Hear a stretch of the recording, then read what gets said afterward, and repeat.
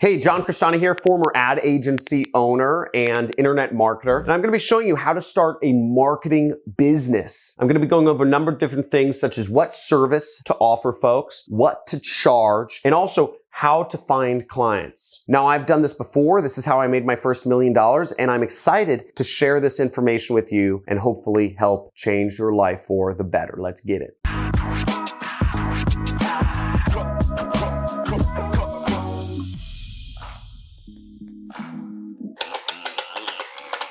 There we go. I'm shooting you with money, class, because in this lesson, we're gonna be talking about how to start a marketing business that makes money. And I'm gonna go over everything. I'm gonna help you figure out what service to offer, what to charge, and where and how exactly to find clients. So let's get it. Now, first off, to start a marketing business, you have to figure out what service to offer. So there's a number of different services you can offer. I run a marketing business, and the service I offer is customers. I have made arrangements with companies where I will give them customers, and for each customer, they give me either a percentage or they give me a flat rate based on the customer. Now, but there are a lot of things you can offer people. You can offer people SEO services. You can offer companies followers on Instagram, Twitter, Facebook, Snapchat, YouTube. You could offer people posting services. You could offer to post ads for people or to put social posts on their Instagram, Twitter, whatever. You can offer to send a company leads. Maybe you have a friend who is a realtor. I think everybody has a friend who's a realtor, and they need people who are interested in selling their house. You could say, hey, I'll send you people who are interested in selling their house if you give me $50. So you could offer a service like that. You can also do ad management. This is where I started when I started my marketing agency. You know, I'd have clients pay me money, so I'd manage their ads for them. Somebody who can manage ads is about $3,000 a month, $4,000 a month. I only charged $500. So you can also offer podcast connects. There's a lot of business owners such as myself who want to be on more podcasts. Sort of my image control thing. I like doing interviews. I actually think interviews are the most powerful form of learning. I'm going to have my editors link to a playlist somewhere up here, but I have my own playlist.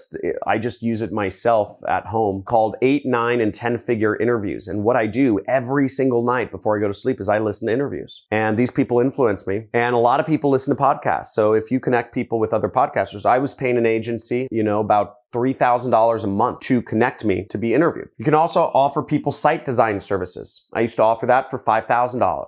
You can offer people video editing services. I work with a company that does video editing for me for all of these videos. They charge me $5,000 a month. So that's a good service if you connect with the right people. And you can also offer people customers, as I do. I work with companies and I do arrangements. Usually I say, I'm going to send you people interested in buying your product or service. You give me 50% of whatever they buy. And that's what makes me about $500,000 a month. So that's my business. That's my main business. YouTube is just, I do it for fun. In terms of what service you offer, you really want to get specific. And here's some advice. Niche down. What do I mean by niche down? This is a very powerful thing to understand is if you are going to be offering, let's say, Instagram posting services, that is not very interesting. But when you layer that on and you say, I'm going to manage Instagrams, create posts, and do posting for lawyers, now you start getting interesting. Now you're more targeted. A lawyer is going to be much more interested in a company that specializes in Instagram for lawyers than just a company that specializes in Instagram in general. Why? Well, the reason is, and let me speak to the women for a second. If you go to Macy's or Nordstrom's, one of those mall stores, and there's that whole skincare section, do you want a skincare that's good for all skin? No. You need skincare, you need makeup that works with your tone, that works with your type of skin. Maybe it's a condition, maybe you get sunspots, maybe you have turkey neck, whatever it is. You want to work with skin cream or makeup or whatever it is that is specific for your particular special use case. And that's how all business owners are. All businesses are different. I only work with agencies. I work with about 10 different agencies. That's why I have no employees. I have 10 different agencies. I work with agencies that specialize in my niche, which is business opportunity. That's what I do. That's how I do it. And the more you specialize, the more powerful you'll become. Now, there is a level of niching down too much. If you focus on Instagram posting for personal injury lawyers in Tampa, Florida, that basically limits your market to 5 people. It's just a little too specific. But Instagram posting for lawyers, getting podcast connects for lawyers or for dentists or for doctors would be a great business. Doing website design for dentists I have a friend who runs a business that does website design for dentists, and they do about $30 million a year. You'd think that creating a smaller niche would create less business, but in fact, it creates more. I also have a friend who does website design, and he makes $2,000 to $3,000 a month.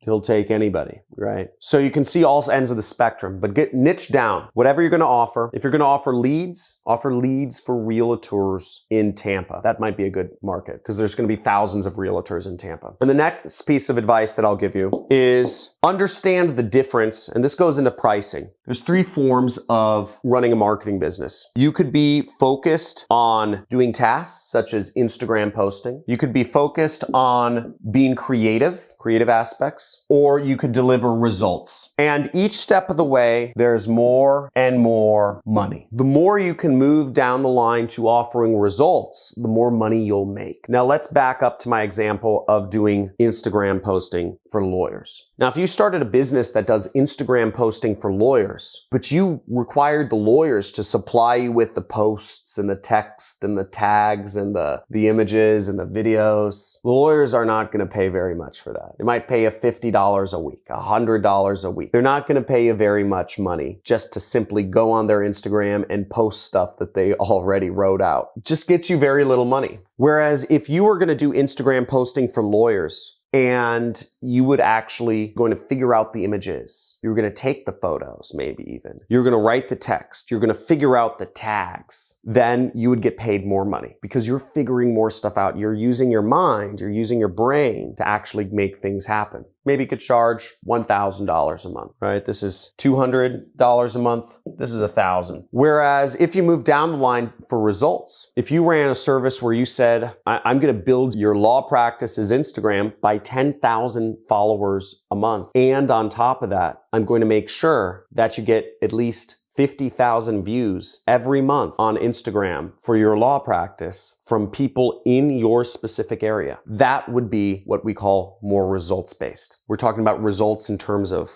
views and whatever. That makes more money. You could probably charge maybe $2,000 a month for something like that. You could even go a step further. Results, you could say, I will guarantee you will get 10 interested customers, 10 prospects a month from my marketing efforts. Well, some law firms will pay $500 for a prospect, for somebody just interested in doing a case. They figure if they can get one case, they make $50,000 or $25,000. So it makes sense. If you could go results like that, where you're sending a company customers or a law firm customers, they might be able to pay $5,000 a month. So that's how you price things. It depends on how much work you're doing. And ultimately, it all depends on how much sales swag you got. Are you good at pitching clients? Are you good at talking? Are you good at messaging? Now, the further down the rung you go, it also gets easier to sell. So maybe if you're a really good salesperson, you could sell just managing a law firm's Instagram account. You could sell it instead of $1,000 a month, you could sell your services for $5,000 a month if you had a really good pitch and you met them in person and you did stuff like that. Whereas if you're getting people results, if you're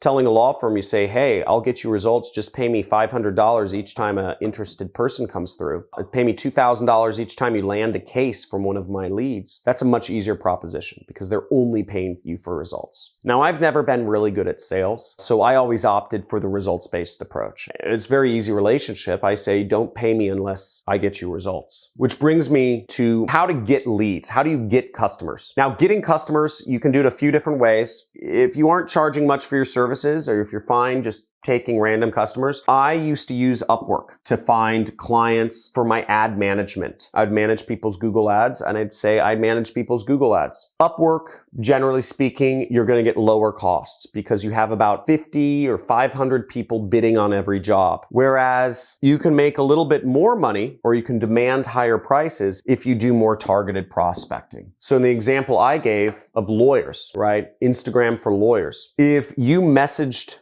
lawyers or law firms that had an Instagram account, but it was not very active, that would be good targeted prospecting. You're going after lawyers who have Instagram accounts. Not all lawyers have Instagram accounts. So that's called targeted prospecting. And maybe you send them a direct message. So you find lawyers who have Instagram accounts, you send them a direct message. That's targeted prospecting right there. And by the way, going with this example, what I would do, just just kind of a mind bubble here, is I would say something along the lines of, hey, Mr. Lawyer, I noticed you have an Instagram account, but it's not very active. I said, I actually manage Instagram accounts for lawyers. Would you be interested in chatting sometime? Is this a service you'd be interested in? That's what I'd say. See if they respond. You can probably find 10,000 lawyers pretty quickly that have Instagram accounts. Just send them a direct message. Copy, paste, copy, paste. That'll be a really good way to build an ad agency. Somebody take me up on that idea. Write in the comments who's taking me up on that idea. So type in I am if you are, because I'd love to see somebody start getting clients for